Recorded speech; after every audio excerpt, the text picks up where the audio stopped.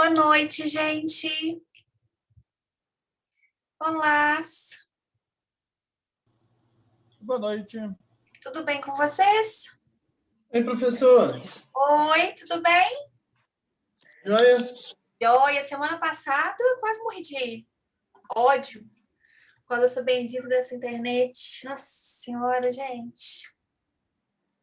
A internet foi voltar só no outro dia de manhã. Não, e é osso, hein? Nossa senhora, e eu tinha que entregar meu trabalho. Na sexta-feira eu tinha que entregar um trabalho. E eu tinha que mandar ele até meio-dia. Gente, eu fiquei Nossa. desesperada.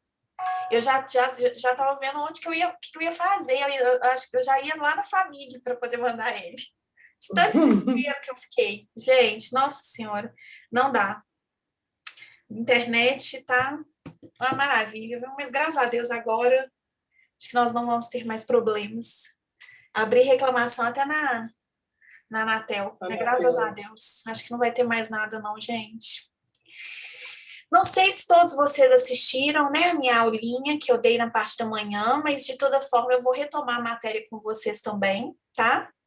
De legitimidade, a gente parou lá na legitimidade passiva, e aí faltou eu falar para vocês a respeito da responsabilidade tributária, se eu não me engano.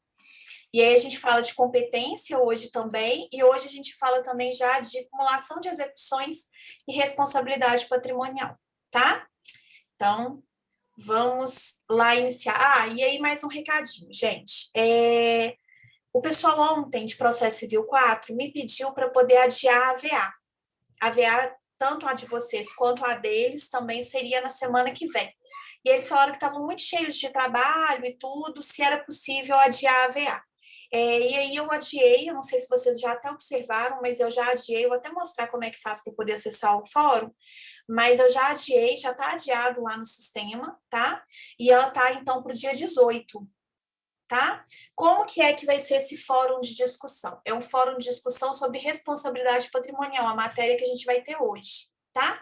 Vocês podem escolher uma peculiaridade, comentar um caso, um processo, enfim, falar a respeito de um ponto polêmico envolvendo a responsabilidade patrimonial. E isso, gente, nós temos, assim, vários pontos polêmicos, tá? São vários pontos polêmicos mesmo que a gente tem envolvendo aí a responsabilidade patrimonial. Escolha um em grupos de até 4 pessoas. Ah, professora, quero fazer individual. Pode? Pode. Quero fazer em grupo. Pode? Pode. Não tem problema. Até 4 pessoas. Excepcionalmente, sendo necessário, a gente pode abrir uma exceção e ter 5 pessoas no grupo, caso, né, a gente tenha aí, por exemplo, alguém sobrando, tá? Mas, em regra, até 4 pessoas, uma pessoa do grupo vai fazer a postagem, vai ser escolhida aí pelo grupo para poder fazer essa postagem em nome do grupo, tá? E aí, gente, vocês colocam lá, então, deixa eu mostrar aqui o campo para vocês, que fica mais fácil. Deixa eu já selecionar, mais fácil.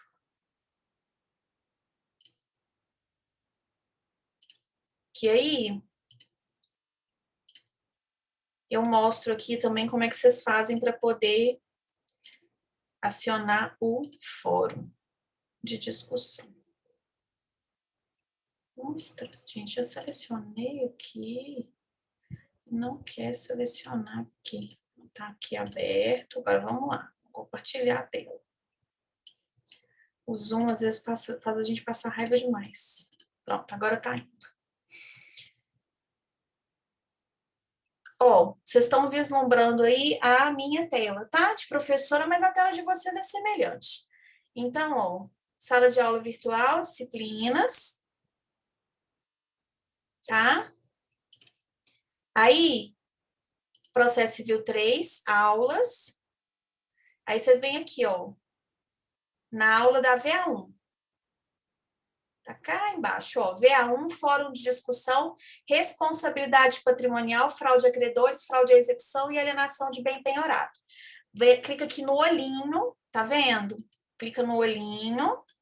Aí, ó, Aqui está explicando. Fórum de discussão. Neste fórum discutiremos a responsabilidade patrimonial. Para tanto, vocês devem formar grupos de, no máximo, 4 integrantes. Quero fazer individual, professora? Pode? Pode. Dupla? Pode? Pode. Trio? Pode? Pode. Quarteto? Pode? Pode. Tá? Até 4 pessoas. Desde que vocês se encontrem apenas virtualmente, tá, gente? Pelo amor de Deus, eu não quero ninguém aí aglomerando para poder fazer trabalho, não, tá? Por favor. E aí, gente, vocês então vão construir um texto pequeno, tá? Em torno mais ou menos de meia lauda, não é um texto grande. Vocês vão trabalhar a questão da objetividade, da clareza, vão ser concisos, mas não vão fazer textos grandes. Eu não quero texto grande, não é o objetivo do fórum, tá? A gente ter texto grande não é o objetivo do fórum. O objetivo do fórum é realmente vocês trabalharem essas ideias aí relativas à síntese e, ao mesmo tempo, né, terem aí conteúdo para poder postar, tá? E aí, então, alguém do grupo que vocês vão escolher, um representante do grupo que vocês vão escolher, vai fazer essa postagem em nome do grupo. Então, necessariamente tem que ter o nome de todos os integrantes do grupo, tá? E o turno. Por que tem que ter o turno também, gente? Porque além, né, esse fórum de discussão, ele não é o fórum de discussão do turno da manhã ou do turno da noite, ele é o fórum de discussão da disciplina, tá? Então, é necessário que vocês coloquem qual que é o turno que vocês estão matriculados, para que a gente possa aí, no caso, eu possa identificar vocês depois, posteriormente, para poder lançar a nota. Fez a postagem, gente? Mandou, enviou a postagem? Vocês vão olhar uma outra postagem de qualquer colega de vocês que vocês acharem interessante e vão fazer um comentário em cima da postagem do colega de vocês, tá? Vocês vão fazer uma postagem em cima da postagem do colega de vocês. Aí, como que vocês fazem para poder entrar no fórum da aula? Clica aqui, ó, fórum da aula, aí vai abrir aqui, ó, fórum de discussão, entrar no fórum. Tá? Muito cuidado, gente. Essa atividade ela não aparece no calendário de vocês, tá? Fórum de discussão não aparece no calendário de vocês, só as demais atividades. Aí aqui, ó, vocês vão fazer a postagem nesse campo aqui em branco, tá, gente? Não é para poder anexar documento no fórum. Por que não é para anexar documento, professora? Porque senão perde completamente o dinamismo do fórum. Se a gente for ter que ficar abrindo arquivo, perde o dinamismo. O fórum, o legal dele é você ver todas as postagens, né, uma abaixo da outra, tá? Então, não é para poder mandar arquivo em anexo, é para poder colocar a postagem aqui. Tanto a sua postagem, quanto a postagem que você fizer em relação ao colega. E aí vocês vão colocar da seguinte forma: em relação ao grupo do Ricardo, do Marcelo e da Vanessa, nosso grupo tem a dizer o seguinte. Em relação à postagem do grupo tal, nosso grupo tem a dizer o seguinte. E aí vocês colocam a opinião de vocês, obviamente respeitosa, em relação ao colega de vocês, a postagem que foi feita, e coloquem o nome de todos os integrantes do grupo, tá? Eu peço sempre muita atenção com relação a isso, gente, porque às vezes é complicado, às vezes a pessoa acha que ela está num grupo e ela não está, e aí chega no final do semestre, eu não lancei a nota da pessoa porque ela não está no grupo, e aí ela vem para mim e fala assim, mas eu estou no grupo, e fulano de tal não colocou meu nome. Aí eu fico assim, fulano, a fulana está no seu grupo? Não, ela está sim, professora, eu esqueci de colocar ela. Então, cuidado, gente, né? Você que está mandando em nome do grupo, assegure que você está colocando o nome de todos os integrantes. Você que está naquele grupo, assegure que você de fato está naquele grupo, tá? Vamos evitar a fadiga, tá bom, gente? E aí, qualquer dúvida, qualquer coisa, estou à disposição de vocês. É um trabalho muito bacana, faz vocês estudarem, porque vocês têm que saber para poder ter uma síntese, não adianta vocês copiarem algo pronto, vocês vão ter que fazer um texto de vocês, né, um comentário em cima de um... Já está aberto, tá, Varney? Já está aberto. Vocês vão ter que fazer um comentário em cima de um processo, por exemplo, vamos supor, uma sentença, um acórdão, enfim, gente, uma notícia, tá? Vocês podem até colocar o link, se for o caso, colocar a ementa de forma resumida, né? Se vocês estiverem fazendo um comentário a respeito de uma ação, tá? Mas é um trabalho muito legal. Hoje a gente vai falar sobre responsabilidade patrimonial e vocês vão ver que é muito bacana, tá? É bem bacana mesmo. Beleza? Então, vamos lá começar, né, gente? Como eu falei para vocês, hoje a gente vai retomar um pouquinho aquela matéria de legitimidade que ficou da aula passada, que eu postei o vídeo da turma da manhã, mas eu acho que é interessante a gente falar rapidamente, mesmo assim, né, daquelas matérias. E hoje a gente fala também de cumulação de execuções e responsabilidade patrimonial. Então, vamos lá. A última coisa que nós falamos aqui, gente, foi da situação do fiador, né? E aí eu expliquei para vocês que o fiador, dependendo da situação dele, ele pode ter uma legitimidade ordinária, como ele pode ter uma legitimidade, gente, sucessiva, né? A legitimidade dele, ela pode ser ordinária, como ela pode ser sucessiva, depende muito da situação. Se por superveniente, né? Sucessiva ou superveniente.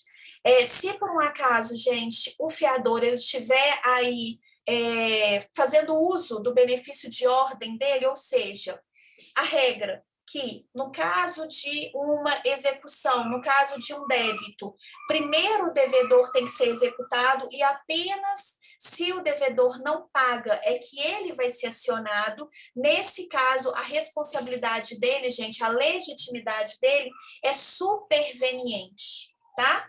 Superveniente. Agora, se por um acaso, gente, esse fiador tiver renunciado ao benefício de ordem, a legitimidade dele, nesse caso, ela é primária, tá? Ele aí, a legitimidade dele, ela é primária, assim como ele fosse, como se ele fosse o devedor. Por quê? Porque nessa situação, gente, como ele está abrindo mão desse benefício de ordem, ele pode ser acionado em paridade com o devedor, tá? Falei para vocês aqui também a respeito do responsável, né? Que teria aí, no caso, titular de um bem vinculado por uma garantia real ao pagamento do débito, e nesse caso, a responsabilidade seria semelhante à do fiador, mas nessa situação haveria aí uma legitimidade ordinária superveniente, tá? Então, somente se o devedor não efetuar o pagamento é que aí sim eu posso acionar o responsável. Nesse caso, a gente não teria a questão relativa ao benefício de ordem, porque não se trata de uma fiança, e sim apenas de uma responsabilidade. E ficou, por fim, então, para eu poder explicar, que acho que não deu tempo de eu explicar na última aula, acerca do responsável tributário. O que acontece, gente? Vocês ainda vão estudar direito tributário, então eu vou explicar de uma forma mais superficial isso, tá? Essa responsabilidade tributária. O que acontece, gente? Essa responsabilidade tributária, ela está prevista lá no artigo 121 do CTN, tá? E ela pode se dar de duas formas. É possível que haja uma responsabilidade tributária por meio de transferência e é possível que haja uma legitimidade também por meio aí de substituição, uma legitimidade, uma responsabilidade tributária por meio de substituição. Transferência, gente, basicamente é o mesmo raciocínio que a gente faz quando a gente pensa nas obrigações próprio terreno. Vocês lembram das obrigações próprio terreno? Alguém aqui lembra? Hein, gente? Estão dormindo não, né? A obrigação vai acompanhar a coisa? Exatamente. O possuidor da coisa? Isso mesmo, Manuel. A obrigação, ela acompanha a coisa em poder de quem quer que esteja. Nesse raciocínio aqui da transferência, gente, a responsabilidade tributária em virtude da transferência é o mesmo raciocínio que é feito com relação às obrigações próprio terreno. Ou seja, o imposto acompanha a coisa em poder de quem quer que a coisa esteja. Então, se eu adquiro, por exemplo, um bem que tem uma dívida de IPTU, essa dívida agora ela passa a ser minha. Tá? E, portanto, gente, no caso da responsabilidade tributária por transferência, a legitimidade desse responsável tributário, né, quando ele age por transferência, né, ele acaba recebendo esse tributo, esse débito. Nessa situação, então, se trata de uma legitimidade ordinária, e aí, gente, a doutrina ela é um pouco divergente, tá? Tem doutrinador que vai falar que é uma legitimidade ordinária primária, porque, na verdade, é uma responsabilidade que vem da coisa, é um tributo que acompanha a coisa, tá? E tem doutrinadores que vão dizer que seria uma responsabilidade aí, uma legitimidade superveniente, tá? Fato é o seguinte, é a legitimidade ordinária. Qual que é a sua opinião, professora? Eu acho que é a legitimidade ordinária primária, tá? Não vejo assim como sendo a transferência de uma pessoa para outra. A partir do momento que houve a transferência do bem, é um imposto que acompanha o bem, portanto, é uma legitimidade ordinária e primária. Ah, mas isso é divergente. Então, vocês podem achar em doutrinas legitimidade ordinária superveniente ou legitimidade ordinária primária. Professora, você vai perguntar isso em prova? Claro que não, né, gente? Eu tenho coisas mais interessantes para perguntar, tá? Mas é importante que vocês saibam, né? Que vocês pensem essa diferenciação. E a gente tem também a responsabilidade tributária por substituição. Nesse caso, gente, o responsável tributário, ele age substituindo aquela parte que deveria fazer o recolhimento daquele determinado tributo, tá? Vou dar um exemplo aqui para vocês. Vamos supor que o Alisson, ele é contratado pela Carol para uma determinada prestação de serviço. E o Alisson é contratado, gente, como um profissional autônomo, tá? Ele vai receber por meio de um recibo de prestação de serviços autônomos. E aí, o que acontece? A Carol, então, ao efetuar o pagamento do Alisson, ela vai ter que descontar dele 11% de INSS, tá? Recolhimento obrigatório, 11% de INSS, e vai ter que descontar também, gente, o valor do ISSQN. Salvo engano, aqui em Belo Horizonte hoje está em 3%. Então, vamos supor que ela combina com o Alisson R$ 100 a hora, tá? Da prestação dos serviços dele. Ele presta serviço por 2 horas, então a Carol deve a ele R$ 200. Só que desses R$ 200, ela vai descontar 11% de INSS e 3% de ISSQN. Ela poderia não descontar o ISSQN, virar para o Alisson e falar assim, Alisson, o negócio é o seguinte, vai lá na prefeitura e emite uma guia de ISSQN para você poder fazer o recolhimento desse imposto, tudo bem? Tudo bem, ela poderia fazer isso, só que ela não tem a garantia que o Alisson vai fazer isso. E se por um acaso, gente, o Alisson não fizer, posteriormente, quando a Carol for tirar uma certidão, por exemplo, negativa, com efeitos positivos, lá na prefeitura, a respeito de débitos municipais, de impostos municipais, ela pode acabar, né, não conseguindo tirar essa certidão, vindo com, na verdade, o nada consta, ele não vai ser expedido exatamente por conta desse ISSQN do Alisson, que o Alisson não recolheu. Então, gente, não dá para correr o risco. Então, o que é que você faz? A Carol, ela vai agir como substituta tributária. Como assim, professora? Ela vai descontar da remuneração, né, desses honorários de prestação de serviço do Alisson, o imposto, os 3% do ISSQN. Ela vai lá no site da prefeitura, com os dados do Alisson, ela vai emitir uma guia e esses 3% que ela descontou do Alisson, ela vai utilizar para poder pagar essa guia do ISSQN, entende? Ela está substituindo literalmente o Alisson. E aí, nesse caso, gente, se trata de uma legitimidade extraordinária. Por quê? Eu estou fazendo algo de outra pessoa em nome dessa pessoa, entendeu?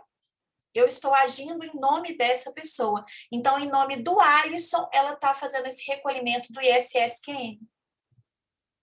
Deu para entender? Sim ou não? Sim. Deu? É mais superficial, gente, mas vocês ainda vão ter direito tributário.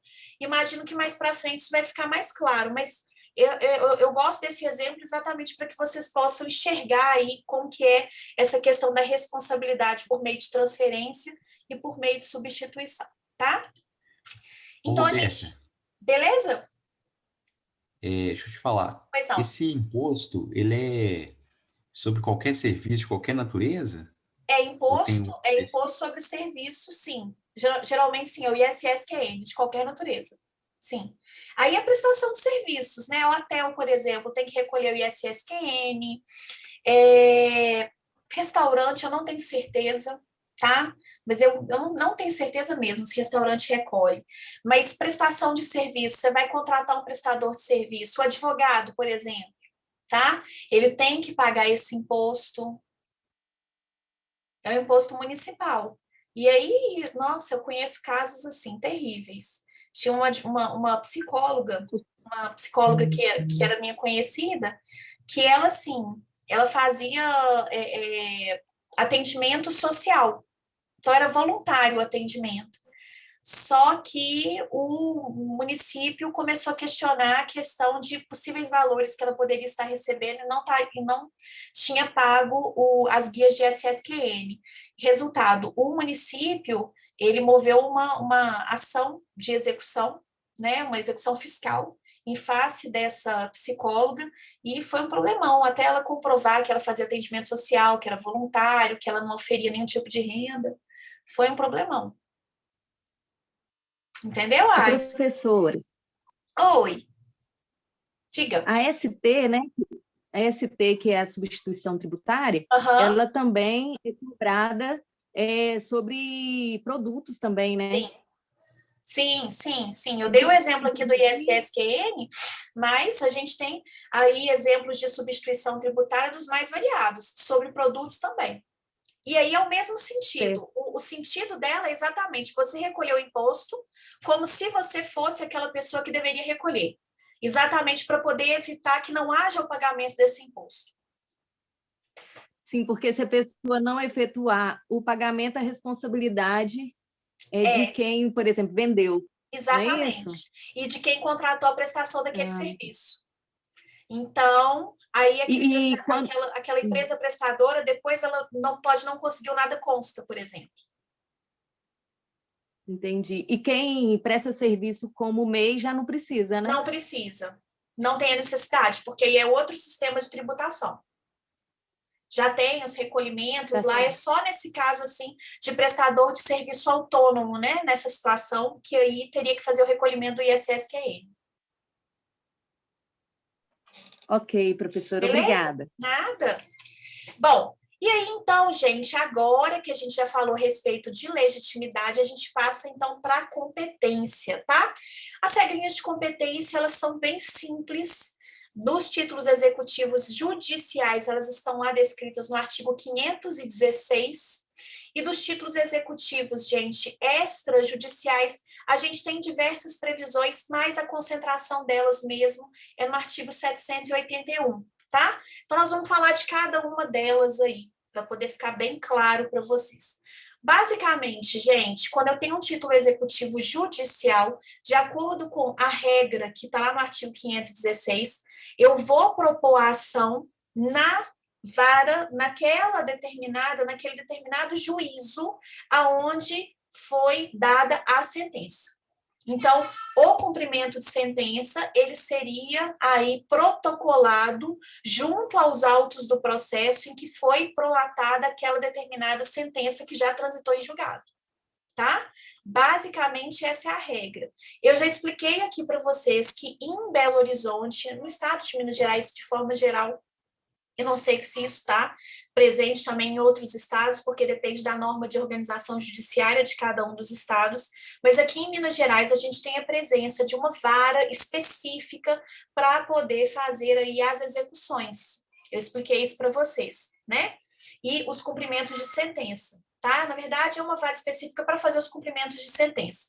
Infelizmente, a gente tem isso aqui. Eu falo infelizmente, gente, porque a ideia é até muito boa, a gente tem uma vara especializada para poder fazer todos os cumprimentos de sentenças cíveis, mas, embora a ideia seja muito boa, gente, acabou que essa vara Centrase, né, ela ficou muito atolada de cumprimentos de sentença. E aí o que acontece é que aquilo que seria célere, por ser uma vara especializada, gente, tá tudo atravancando. Tá? Então, na verdade, o tiro saiu pela culatra, né? Mas a gente tem isso na organização judiciária aqui de Minas Gerais. Agora, isso é da organização judiciária aqui do nosso estado.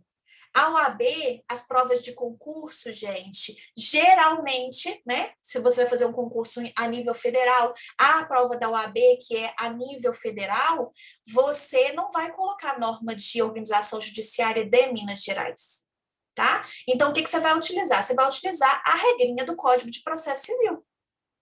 Ou seja, se a ação, por exemplo, tramitou na 5ª Vara Civil, foi para o Tribunal de Justiça, já transitou em julgado, voltou para a 5ª Vara Civil, o cumprimento de sentença deverá, então, ser protocolado perante a 5ª Vara Civil. Tá? Essa é a regra, ok? Se por um acaso, gente, eu estiver fazendo um cumprimento de sentença em uma ação rescisória, vocês lembram o que é a ação rescisória? Lembra, gente? É uma ação que visa desconstituir a coisa julgada num prazo de 2 anos, né? Em questões muito específicas, tá? Em situações muito específicas do que traz aí no Código de Processo Civil. Se não me engano, é o artigo 932, deixa eu verificar aqui se é ele mesmo. Ordem dos processos nos tribunais. Nananã.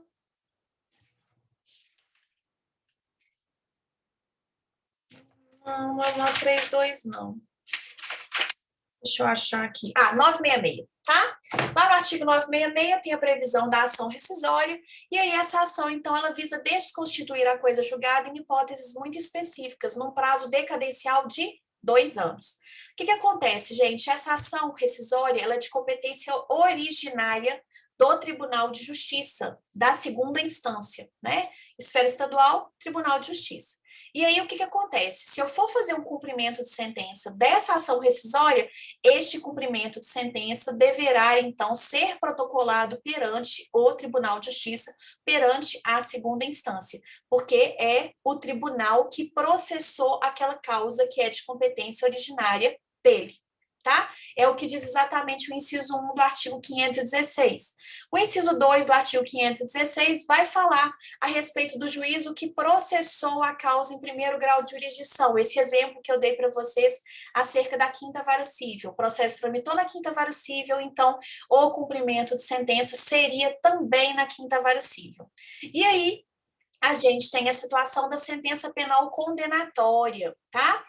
Quando você tem uma sentença penal condenatória, gente, geralmente, né, ela traz uma responsabilidade de indenizar. Inclusive, vocês ainda vão ver, imagino eu, com o professor Fábio Pressotti, né? Vocês ainda não tiveram aula com o Fábio, não? Já? Não, né? Semestre que vem, eu acho que vocês começam a ter aula com ele, não é isso? Estamos Então, tendo. professora, Vocês estão tendo aula com ele, né? Então, ótimo. Vocês vão ver isso com o professor Fábio Pressotti, que é possível, inclusive, que o juiz ele já fixe um valor simbólico de indenização, o juiz da área penal, tá? E aí, o que acontece? Essa parte, ela pode não concordar com esse valor e pedir para que seja fixado um valor maior na esfera civil, e aí a gente vai ver que é possível fazer isso por meio de um procedimento que chama liquidação de sentença, que a gente ainda vai estudar, como é possível também ela concordar com aquele valor e ela fazer o cumprimento daquela sentença referente à indenização na esfera civil. Professora, por que é que não pode fazer na esfera penal? Porque, vejam, gente, já é demais o juiz da vara penal fixar a indenização. Imagina se ele estivesse também mexendo com o processo de cumprimento de sentença. Que beleza que ia ser. Acho que não ia ser bom, não. Tá?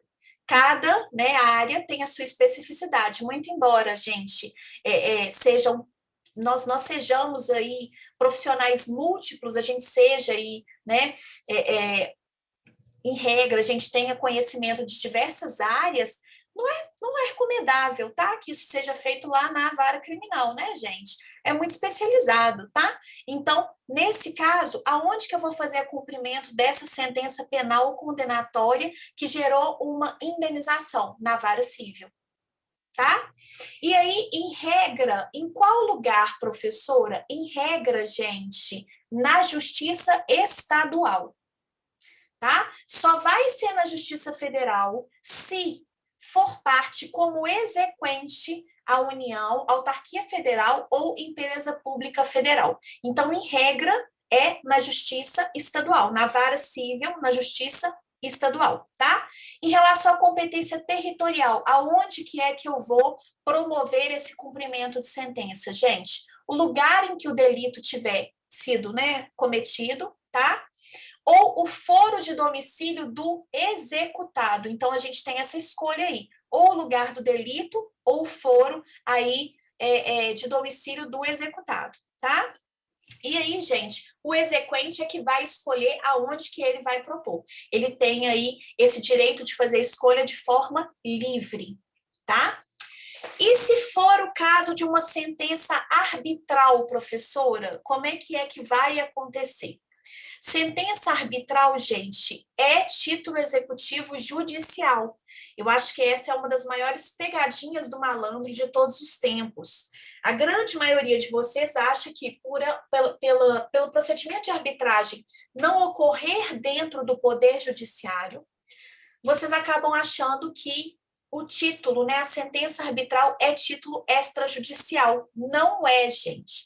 É título executivo judicial e o que acontece é o seguinte, você vai promover o cumprimento da sentença em regra na vara civil, em regra na justiça estadual, tá? Isso é regra. E qual foro que você vai escolher? Em regra, gente, você ali tem o direito de escolher o foro do atual domicílio do executado ou no lugar em que se encontram os seus bens, tá? Inclusive, gente, no caso de sentença penal condenatória, também é possível fazer a escolha do foro aonde o executado possui bens. Por que isso? Porque quando a gente promove a execução, gente, cumprimento de sentença, você sempre pensa que a pessoa não vai te pagar numa boa. Se você está movendo já um cumprimento de sentença, é porque a pessoa não te procurou para te pagar. Se você está movendo uma ação de execução de título executivo extrajudicial, é porque você tem um título que está vencido e não foi pago. Não houve o cumprimento da obrigação. Então, você já pensa que se a pessoa não te pagar, você vai precisar de no bem dela, no patrimônio dela. E aí, o que é melhor? É melhor você já fazer a ação, o cumprimento de sentença nesse caso, ou mover a ação de execução no lugar em que ela possuir esses bens, ou é melhor você promover isso, por exemplo, no foro do domicílio do executado, e aí se ele tiver bens em outro domicílio, você vai ter que ficar fazendo precatória, de lá para cá, daqui para lá. Imagina que coisa maravilhosa. Você fazendo leilão por meio de carta precatória. Olha que coisa linda. Tá? Roberta, isso no arbitral, né? Isso na sentença arbitral. Arbitral. Tá. Isso. No caso da sentença penal condenatória, também é possível você escolher o lugar em que o executado possui bens. A penal? Na penal condenatória, quando você vai fazer o cumprimento de sentença, entendeu? Entendi. Quando você vai executar o dinheiro, a indenização. Tá? Aí você já vai no lugar que ele tem bens. Por quê? Porque é mais fácil penhorar. Numa sentença civil, no caso, é na vara que emitiu a decisão. Isso, em regra, sim. Okay. Tá? É isso mesmo, em regra, sim. Beleza? Beleza. E a gente tem a possibilidade também, gente, da sentença estrangeira homologatória. O que é essa sentença estrangeira? Gente, sentença estrangeira ou acórdão proferido por tribunal marítimo, né? Em ambas as situações, tá? E no caso da sentença estrangeira, a gente precisa de fazer a homologação dela. A sentença de tribunal marítimo, acórdão de tribunal marítimo, não precisa da homologação, tá, do STJ, mas a sentença estrangeira precisa da homologação por parte do STJ. É obrigatório, tá? O STJ é que é o juízo competente para poder fazer essa homologação. E aí o STJ, gente, quando ele pega essa sentença estrangeira, basicamente ele vai verificar se essa sentença ela pode ser cumprida aqui no Brasil. Se, por um acaso, existe alguma questão nessa sentença que é contrária ao nosso direito. Vou dar um exemplo para vocês. Uma sentença, por exemplo, gente, que condenou alguém à morte, tá? Se a gente tivesse que fazer a homologação dela aqui no Brasil, o STJ não iria homologar. Por quê? Porque aqui a gente não tem pena de morte, né? Só em caso de guerra, enfim, tá? Mas, em regra, nós não temos pena de morte aqui no Brasil. Então, esse seria um caso que o STJ não homologaria.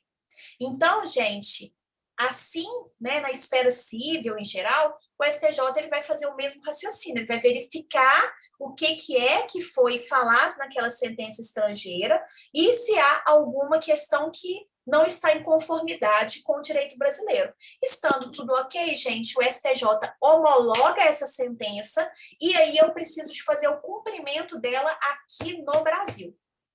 Aí a gente tem algumas regrinhas, tá?